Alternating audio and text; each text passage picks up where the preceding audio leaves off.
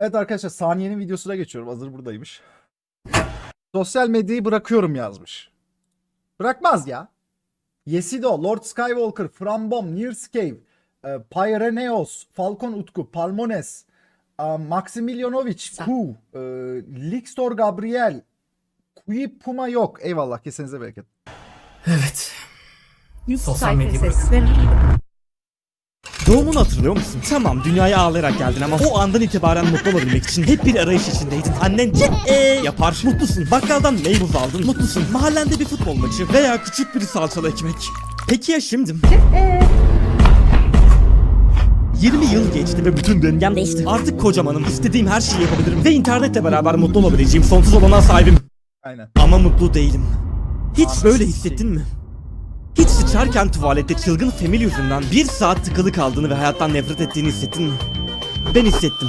Dopamin gerçekten tehlikeli bir şey. Kendisi bir hormon, mutluluk hormonu. Ne zaman bir beklentim, ödül veya tatmin sürecine girersen salgılanan ve ilk insanın bile avlanarak hayatta kalmasını sağlayıp bu günlere gelmemizde rol oynamış motivasyon hormonu. Bu etki o kadar güçlü ki 48 yılında yapılan bir deneydim. Fare her düğmeye bastığında beynine dopamin verirse farenin açlıktan ölecek olsa bile saatlerce düğmeye bastığını keşfettiler. Evet, bu gerçekten muhteşem saniye. Yani bu etki gerçekten önemli. Bir şey çabalaman ve iyi hissetmen tamamen bu yapıdan.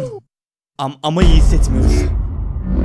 Çünkü herkes dopaminin bug'ını buldu. Artık bize bu kimyasalı o kadar kolay salgılatıyorlar ki bu duyguyu her istediğimizde kolay yolu tercih ediyoruz. Ve bu zevk eşiğimizi yukarı çekerek bizi bağımlı yapıyor. Kusursuz algoritma, sonsuz kaydırma, beğeni, bildirim, herkesin reklamını yaptığı kumar, rank sistemi, yeni kötüler. Hayır, ben karımı dövebilirim çünkü 200 milyon puanım var. Sanırım bizi bozdular. Artık bu eşik o kadar yükseldi ki normal şeyler beni tatmin Herkesin reklamını yaptığı kumarda ben olmadığım için. etmiyor. Neden tek parmağımla benim için en uygun ve tatmin edici videoyu görecekken bu videonun metnini yazıyorum ki neden 4 aydır sadece dışarıdan yemek yiyip uyuyorum diye sosyal medya döngüsündeyim. Evet. Sosyal medyayı bırakıyorum. Tamam, olay şöyle. Bu arada Saniye ile en son konuştuğumuzda bunu söylemişti abi bana. Ben dopamin detoks yapacağım demişti. Dedim amına koyayım, nasıl yani, YouTube kanalı var falan bu adamın, hani salıyor mu her şeyi? Salmışlar harbi. Benim gibi buglanmış ve odaklanma sorunu geçiren insanlar için YouTube'da bir challenge gördüm. Dopamin detoksu. Videoda insanlar bu kimyasalı kolay salgılayan bütün alışkanlıklardan uzak durup beyinlerini format atmaya çalışıyorlar. Ve bu olay dopamin düzeylerini normale döndürdüğünü ve insanı daha odaklı, mutlu, özgür ettiğini iddia ediyor. Ne kadar evrim ağacı buna terminolojik olarak saçmalık desem ve ne kadar terminolojinin ne anlama geldiğini bilmesem de 200 kilo Discord moduna dönüşmemem için bunu denemem gerek. 30 gün boyunca. Sosyal medyanın yanında oyun, dizi, Mansur Başkan, fast food ve keşfetten kızlara bakmak da yasak. Ve bu son keşfete bakışım. Evet, bu gerçekten zor olacak. Tamam, bıraktım. Arkadaşlar, gotik babaannenin canını alırım diyenler bir ses versin. Her şeyi bıraktım. Ve telefonum düştü. Tamam, sosyal medya yok. Yaparım. Evet, müthiş manzara. Amına koyayım. Sarkuş. Sosyal medya yok. Müthiş manzara önünde. Ananı sikeyim, cezaevinde misin amık, nerede işte. Evet, müthiş manzara. Video altındaki evrim ağacının yorumuna bak, destan yazmış.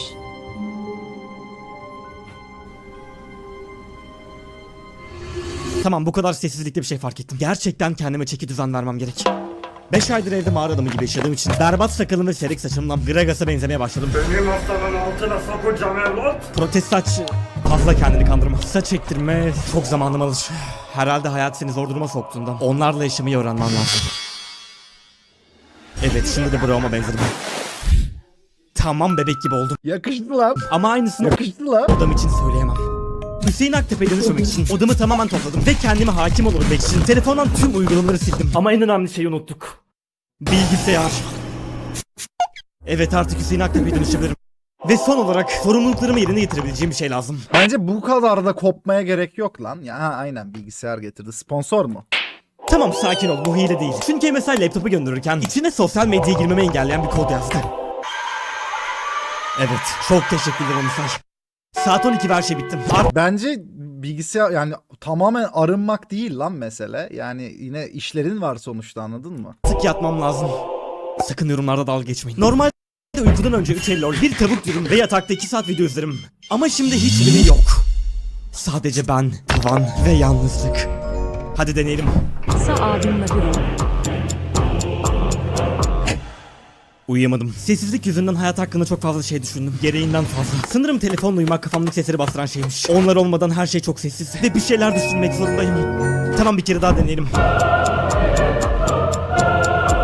Zaten herhalde insanların oyalanacak bir şey olmasaydı herkes saniyenin yaşadığı gibi 2 ay yaşasa devrim mevrim olurdu bence amına koyayım. Baba ya bu nasıl olay deyip sikerlerdi ortalığı yani. Ben gerçekten bağımlıyım.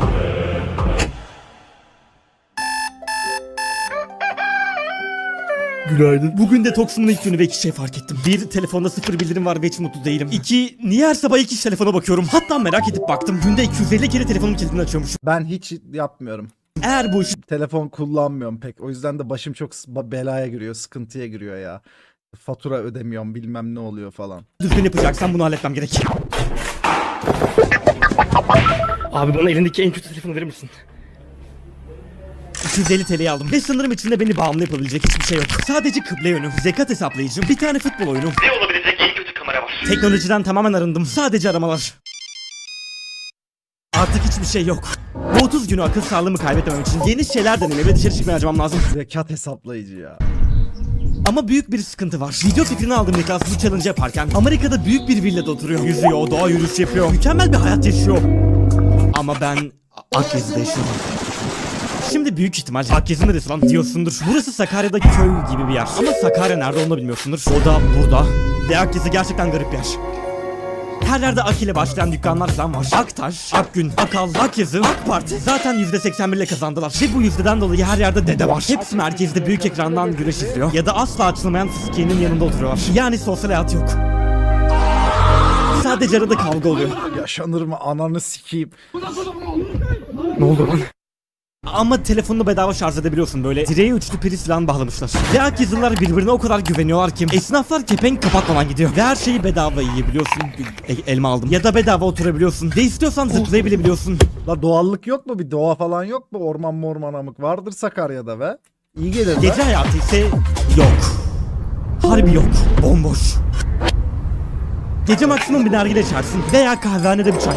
Ve o kadar absürt ki orada içerken Baba okey'e düşmedin mi peki? Lan şuradaki influencer değil mi amık? Akyezi'de yaşayan başka bir fenomen gördüm. Aa evet. Ben bölüyorum ama Hamza hatırlıyorsun. Aynen. Hamza İbiç de burada yaşıyormuş. Tanıştık falan. İşte burada da anlatmaya çok da gerek yok. İşte Akyazı. Böyle. Ve burada 30 gün internetsiz durmak zorundayım. Ve bunları anlatırken gece oldu. Yani 29 günümüz kaldı.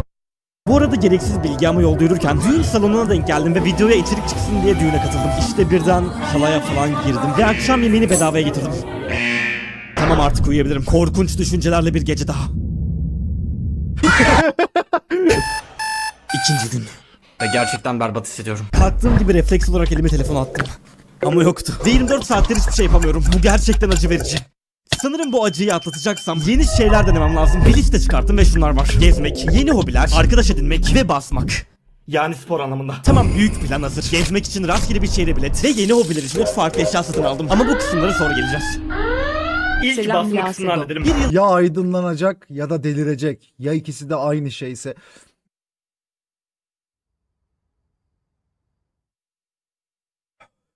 Hayatsız gibi beslendiğim için bedenim tamamen iflas etmiş durumda. Bu arada beni ilk defa çıplak görüyorsunuz. 76 kilo oldum ve bu adamı dönüşmek istemiyorum. Ama neyse ki dopamin salgılayan yiyecekler yasak. O yüzden tek yapmam gereken şey spor. Bakalım en son vücuduma ne olacak. Hadi gidelim. Bu arada kısa bir bilgim. Bildiğiniz gibi vlog videosunda hep yürüyordum. Ama artık yeni bir taşıtım var. Dede bisikleti. Vay! Dedesi birazcık yırtık ve zili çalışmıyor. Ama artık her yere bununla gideceğim. Hadi spora. Tamam, burası olur.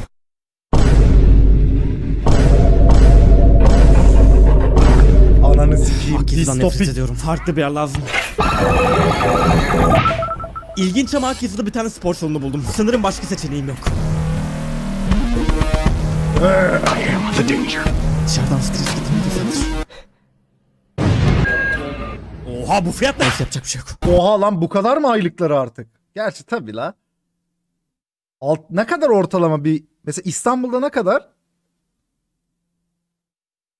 Ucuz diyenler İstanbullu. Evet. 2K mı? 1K, 2K. Ama normal abi ya. Bu kadar olması normal. Evet, şarkı dinlemek yasak olduğu için ayak sesimi dinlemek zorundayız. Ya da bu maddeyi es geçelim.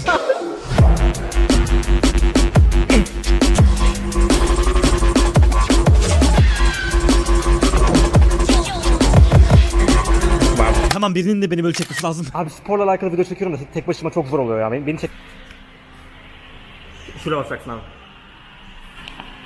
3 kere basacaksın abi.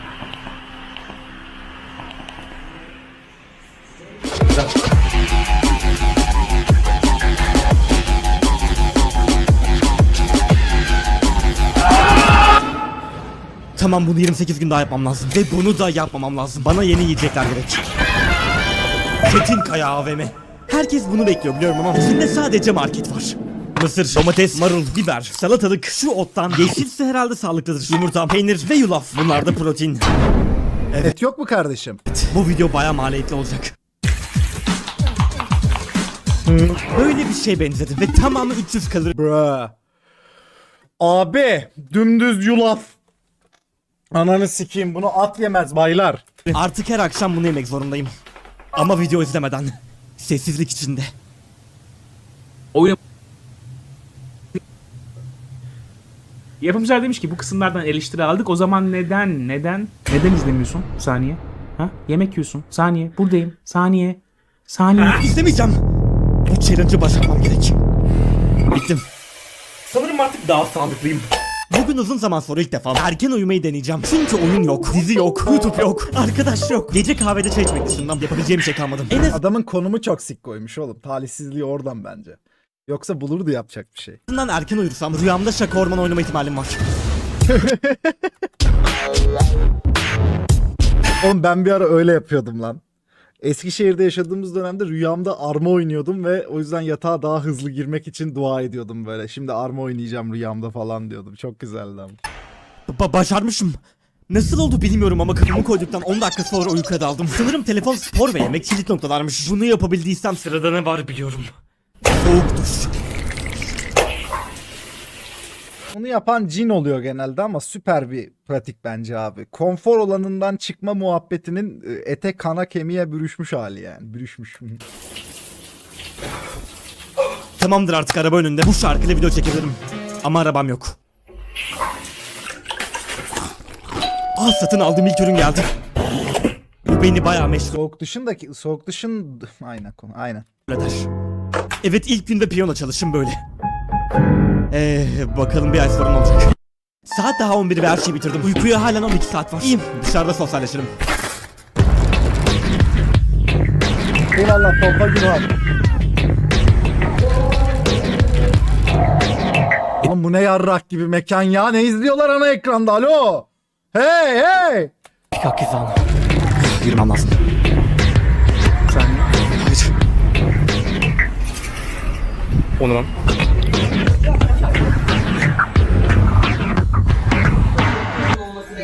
Evet, Hakkızı'da çekecek bir şey kalmadı. En iyisi köye gidelim. Git abi artık bir yerlere git, gözünü seveyim ya. Ha! Bir şey diyeyim, iyi gelir bura ha. Bu arada bu yengem. Kendisi bu köyde yaşıyor. Ne yapayım yenge, işte köye Yağcılar mı? Usta. geldim, video çekim yapıyorum şu an. Video. Senin eski sevgilinin köyü mü? Otomoto ormanı falan çekiyorum. Çay içecek mi kakali? Yenge bir de evi çekeyim mi ya? Tamam kakali. Aa.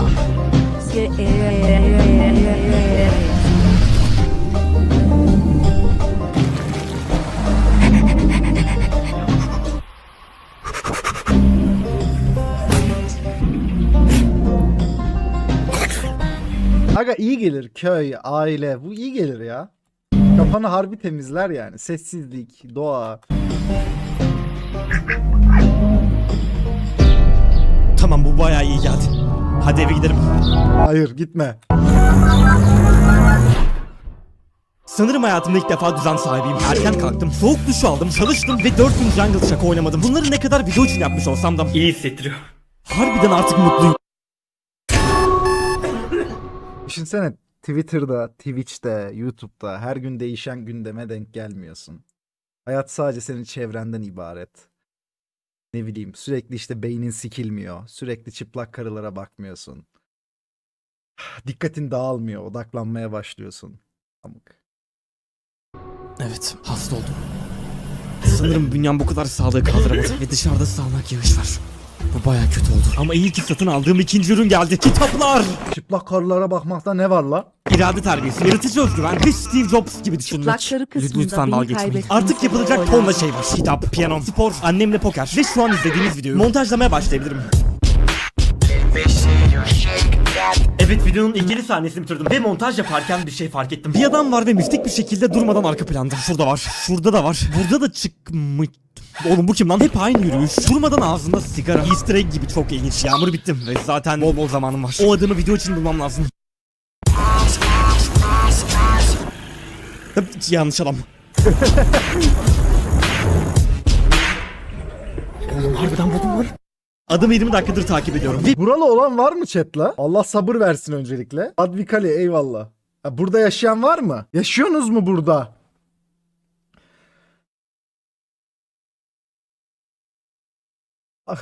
birlikte herkesle 3 tur attık. Bu easter egg çok nadir. Ve bunu hepimizin adına öğrenmem lazım. Buldun la adamı. Pardon abi. Sen kimsin? Adam sadece para istedi ve yoluna devam etti. Hiç kimseyle arkadaş olamıyorum. Artık bu maddeyi halletmem lazım. Evet, bulamadım. Ama eve doğru giderken yavru bir kedi buldum ve yemekle kandırıp arkadaşım olması için aldım. Gel buraya. Dayı Artık bildiğin senin gibi sahibinim. insan. Adın da Pirim, çünkü seni izlenmek için kullanacağım. Şaka şaka, lütfen arkadaşım ol. Günaydın. Selamlar, Pirim. iyi yayınlar, keyifler nasıl dumandan? İyi iyi, keyif keka ya. Gerçekten çok farklı hissediyorum. 2 hafta oldu ve kimsenin storiesini izlemedim. Gündemde ne var bilmiyorum. Ve kimseyle kendimi kıyaslayıp özgüven düşünmedim. Sadece alemi görüyorum. Ve bence ben daha yakışıklıyımdır alemden. Yani herhalde. Kim video attım? Yayıncılar ne yapıyor? DM'lerimde neler var? Hayattan kopmuş gibi duruyorum. Ve bu Aslında hayata bağlandın birader, saygılar. hoşuma gitmeye başladı. Ama önümde halen 15 gün var. Daha çok çalışmamız lazım.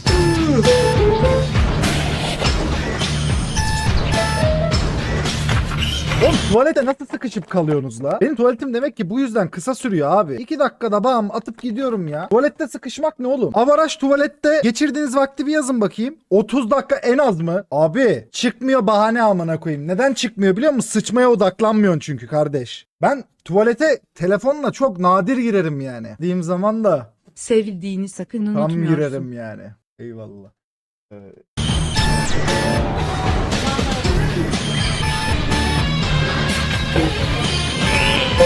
Minimum en az bir saat. Her gün aynı şeyleri yapmaktan kustum. Kusmamaya çalışıyorum şu an. Kitapların ikisi bitti. Ve piyano çalmam şu anlık böyle. Evet, etkileyici ama sadece bunu öğrendim. Yaklaşık 5 kilo gittim. Ama vücudumu sonunda göstereceğim. Ve gerçekten her şeyden bıktım. Ama neyse ki gezmek için aldığım bilet yarın. Ve Türkiye'de en eğlenebileceğim yere gidiyorum. Tahmin et, 3 saniyem var. Ankara. İstanbul. Evet, çok beklenmedik. Hadi gidelim. İran kimse yokmuş.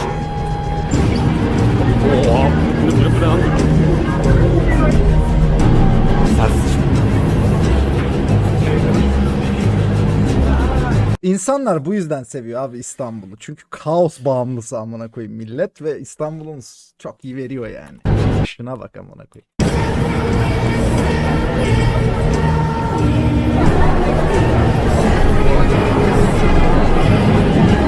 Ankara'da kaos yok ki kardeşim. Devlet baba burada çünkü. Götü yiyorsa kaos çıkar amına koyayım.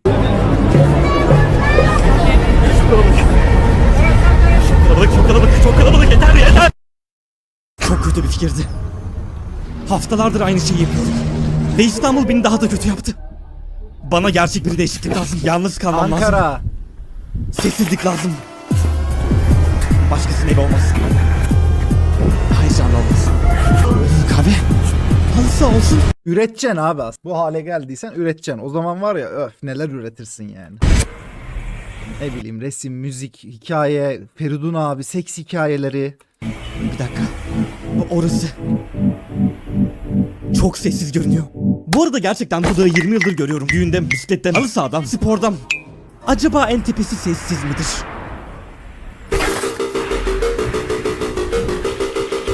Tamam bakalım gideceğiz. Aa bayıra bak. Buraya bisiklete çıkamam.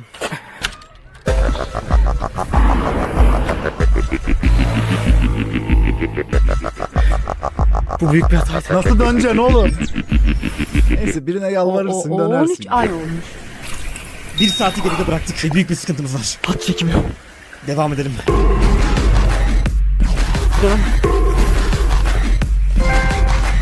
Kamp belki kamp yapacaksın. Su gör. Su buldum. Dinleniyorum. Güzdek Mahallesi hoş geldiniz. Bu bayır ne? Bayağı iyi video olmuş lan chat. Gidiyorum. Az kaldı. Yeter artık bayır istemiyorum. Geldim.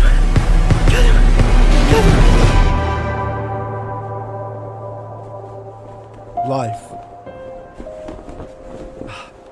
Başardım. Ananı sikeyim ben huzura erdim ya. Ben buradan görünce huzura erdim ya. Tepede 2 bayrak Merhaba ve bir Sedat. tane türbe vardı. Ve Seni ilk çok defa seviyorum yıldızları bu kadar yayınını. temiz gördüm. Eyvallah canım sağ olun. Ama bu görüntü benim değil. Çünkü kameram böyle çektim. Kameram iyidir ve gece oldu. Evet. Oğlum taşacak mı? Evet abi yürüyerek geldim. Abi aşağı ineceksen beni de alır mısın? 2 sene olmuş be Sedom. Şey oyunu değil bu ya. Fears to Fathom oyunu abi. Acaba diğer yer varsa arabada. Ucuz atlattık. Hadi eve gidelim. Bisikletim. Bisikletim nerede? Ya bir tane daha çıkacağız. Sessiz kalacağız. Böyle çekeceğiz. Şimdi buluşacağım. Sessizlik kaybettim. Bak bize gerçekten mahvet. Uzun zaman yalnızlık istemiyorum. Biliyorum bir anda sona geldik ama harbiden anlatacak bir şey kalmadı. Bisikleti halen bulamadık. Dağdan kalan ağrılarım geçmedi. Ve yine aynı şeyleri yaptım. Her sabah koşuya çıktım. Soğuk duş, spor, kitap, araba önünde video. Ve işte buradayız. 10 dakika sonra her şey bitiyor. 8 kilo verdim. Vücudum buna dönüştüm. Ve Vay. sanırım spor dünyadaki en önemli şey. 4 kitap bitirdim. Ve piyano için şu videodaki çocuktan ders almaya başladım. Dur. Tonun yanlış. Nasıl yanlış oğlum? Yalan olur birikinleri. Hell yeah! Brother! Olamaz. Suçu kimin beni anlayan. Amına koydu çocuk ya. Evet, bunun için daha fazla zamana ihtiyacım var. Bolca gezdim. Daha da ölüyordum. Artık kedim var. Yeni şapkam var. Akgezi'yle özleştim. Halen arkadaşım yok. Ve en önemlisi, İlk defa yaşıyormuş gibi hissettim. evden çıkıp çimene dokunduğunda sınırsız potansiyeli bir yaşamın daha çarpıcı hissediyorsun. 10 dakika bitti. En merak ettiğim kısma geldim. Bakalım sosyal medya bir ay sonra Ananı sikeyim. Bir ay sonra sosyal medyaya giriyorsun abi.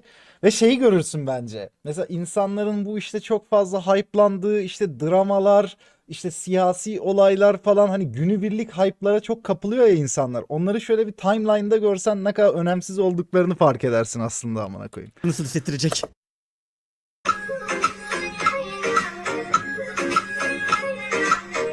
Bu ne lan?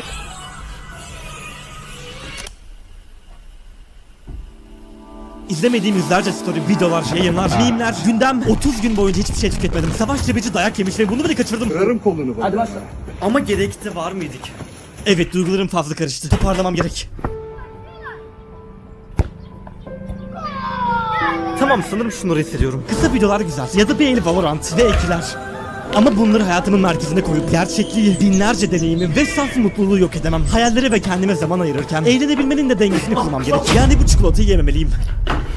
Ve bu hormonu daha sağlıklı salgılamalıyım. Mesela video çekerek. Bir dakika, ben en başından beri dopamin mi salgılıyorum? Tamam, plan hazır. Bağımlılıklardan uzak dur. Yeni şeyler dene ve her şeyi dengede tut. Bu çok klişe ve biraz zaman alacak biliyorum ama bir yerden başlamam gerek. Ve ilk hedef yeniden video üretmek. 7 ayın sonunda geri geldim. Burayı gerçekten özledim. Hoş geldin kardeşim be. Evet, ayarı kapatmayı unutmuşum. Çok güzel video olmuş. Bayağı iyi video olmuş. Bir de deneyimini falan böyle konuşmak isterdim ben Saniye ile. Şimdi burada hani bunu bir vlog yer. Vlog demeyeyim de yani böyle bir işte toplu bir şekilde paylaşmış ama neler hissettiğini tam olarak ne düşüncelerini mesela neler düşündü acaba? Neler düşündüğünü çok merak ediyorum ben. Muhtemelen hayat, felsefe, niye varız, ne oluyoruz falan bunlara girişmiştir.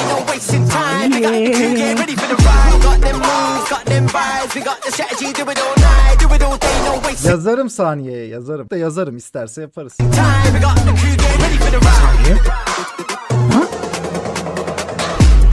Abi dün elma almıştım da onu diyecektim.